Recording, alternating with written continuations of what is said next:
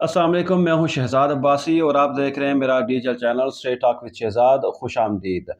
एजाज हुसैन शाह एक ऐसा किरदार है कि जिसने पूरे पाकिस्तान के तमाम अवाम के रोंगटे खड़े कर दिए हैं। ये जनाब बात हो रही है इस्लामिया यूनिवर्सिटी बहावलपुर की, जहां पर 5,500 केसेस सामने आए हैं उन बच्चियों के जिनके साथ रेप हुआ, जिनसे ज्यादती की गई या उनके साथ जिनसी हरासगी के हवाले से मुख्तलिफ हरकतें की गई और उन तमाम तरह की जो बरहना वीडियोज़ हैं, जो न्यूड एक्शंस हैं, वो सब के सब उस मोबाइल में रिकॉर्ड हैं। एजाज हुसैन शाह जो कि मेजर रिटायर्ड है, जो कि जा रहा था 3 दिन पहले किसी नाके से, उस नाके पे उसको पुलिस ने रोका। वो रुका नहीं, बल्कि दूसरी रॉन्ग साइड पे आना चाह रहा था। पुलिस ने उसको फिर रोका। खैर वहाँ से उसके साथ उसकी कोई फ्रेंड, कोई लड़की भी साथ थी। जब उसके पर्स उस लड़की का पर्स चेक किया गया तो उसमें से आइस भी निकली, उसमें से ऐसे वो तमाम टैबलेट्स भी निकली 8 की तादाद में, कि जिसमें सेक्स को उभारने वाली जो गोलियां हैं वो उसमें उनको मिली हैं। जब उसका मोबाइल जब चेक किया गया तो उसको पता चला, पुलिस को पता चला कि ये तो बहुत बड़ा क्रिमिनल गैंग है।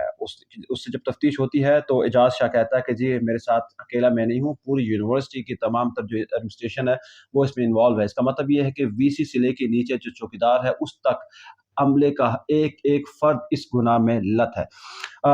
मसला ये है कि ये कब सॉल्यूशन की तरफ जाएगा ये मसला, किस किस यूनिवर्सिटी में ये काम हो रहे हैं। इस्लामी यूनिवर्सिटी बहावलपुर तो अब सामने है हमारे। अब एक्शन किसने लेना है, ये अरबाब इख्तियार ने लेना है। उन्होंने देखना है कि इसको हमने क्या करना है, किस तरह से इसको रिजॉल्व करना है। निगरान वज़ीर आज़म के हवाले से हम बात कर रहे हैं।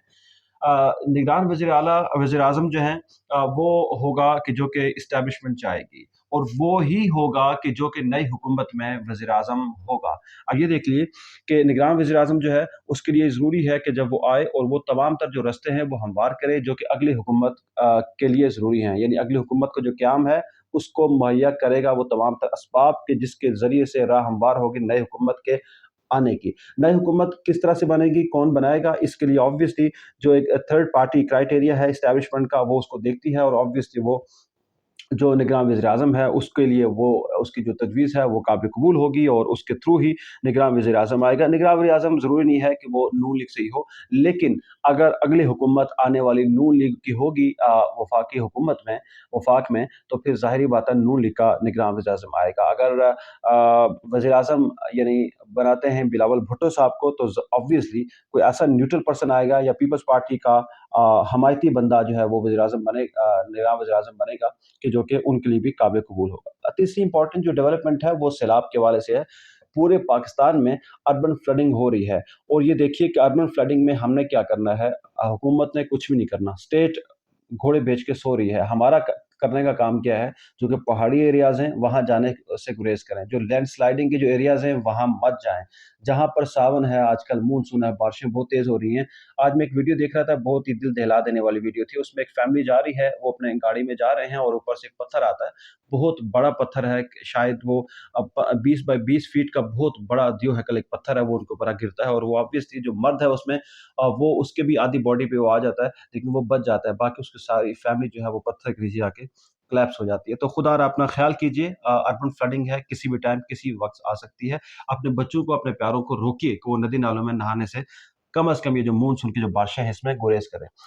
चौथी जो इम्पोर्टेंट आज की डेवलपमेंट है वो जज आसिम हफीज़ के हवाले से है। आसिम हफीज़ साहब जो है वो जज हैं जनाब सेशन कोर्ट के इस्लामाबाद में। आज से कोई 7 माह पहले एक बच्ची है जो कि आती है उनके घर में मुलाज़मा के तौर पे। बच्ची सरगोदा की है, सरगोदा की जो माँ है वो भेजती है बच्ची को कि कुछ चंद पैसे कमा के लाएगी और हमारे घर का निज़ाम अच्छा चल सकेगा। बच्ची जो है उसके जो वालिद हैं वो सब्ज़ी फ़रोश हैं, वो सब्ज़ी का काम करते हैं। इसका मतलब है कि उनकी आमदन बहुत कम है।